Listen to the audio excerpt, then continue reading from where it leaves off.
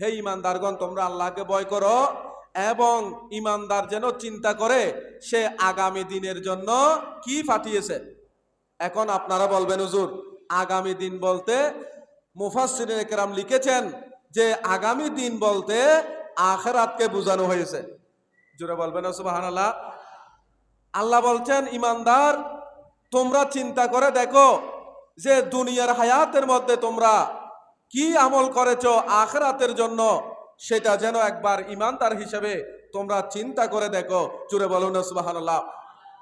তো আখিরাতকে আগামীকাল বলেছেন কেন?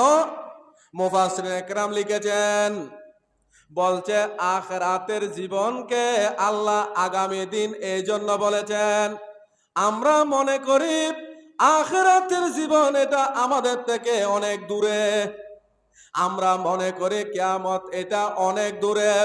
আল্লাহ বলছেন না না বান্দা, আখিরাতের জীবন এটা তোমাদের অতি নিকটে। সুবহানাল্লাহ।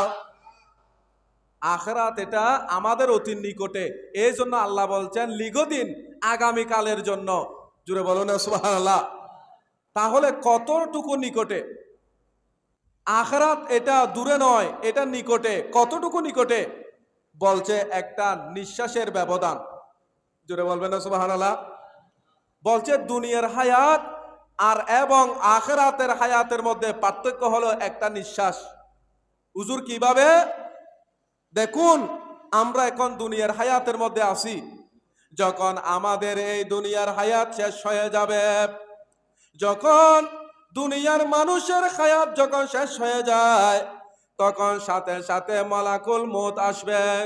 মালাকুল মউত আসার সাথে সাথে আমার আপনার নিঃশ্বাস বন্ধ হয়ে যাবে। আমাদের নিঃশ্বাস কি হয়ে যাবে? বন্ধ হয়ে যাবে। বলছে কোন মানুষের নিঃশ্বাস যখন বন্ধ হয়ে যায়, তখন ওই বান্দা দুনিয়ার হায়াতের মধ্যে থাকে না, ওই বান্দা আখিরাতের জগতে চলে যায়। সুবহানাল্লাহ। তাহলে বোঝা গেল যতক্ষণ পর্যন্ত আমাদের নিঃশ্বাস থাকবে ততক্ষণ পর্যন্ত আমরা হায়াতের দুনিয়ার মধ্যে আছি।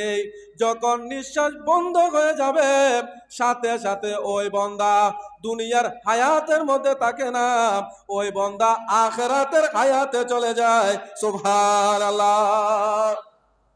তাহলে দুনিয়ার হায়াত এবং আখিরাতের হায়াতের পার্থক্য হলো একটা নিঃশ্বাস। এই একটা নিঃশ্বাস থাকলে দুনিয়ার মধ্যে আছি, একটা নিঃশ্বাস বন্ধ হলে আখিরাতের মধ্যে আমরা চলে যাব। এই জন্য আল্লাহ বলছেন, ওয়াল তানজুর নাফসুম মা কদ্দামাত লিগাদিন। ওগো বান্দা, তোমরা একবার চিন্তা করে দেখো যে যেই আখিরাতটা তোমাদের অতি নিকটে, তোমরা আখিরাতের জন্য কি পাঠিয়েছো সেটা একবার চিন্তা করে দেখো। জোরে বলুন সুবহানাল্লাহ। তাহলে আমাদের নিঃশ্বাস বন্ধ হবে কিনা? আমার নামাতে যে হবে কিনা? হবে। কিভাবে হবে? আল্লাহ সুবহানাহু ওয়া তাআলা সেটাও কোরআনুল কারীমের মধ্যে বলেছেন, বিসমিল্লাহির রহমানির রহিম। ফাইযা জাআ আজালুহুম লা ইস্তাখিরুনা সাআতাও ওয়া লা ইস্তাকদিমুন। জোরে বলুন না সুবহানাল্লাহ। আল্লাহ বলছেন ফাইযা জাআ আজালুহুম, এখানে আজল মানি মৃত্যু, মউত।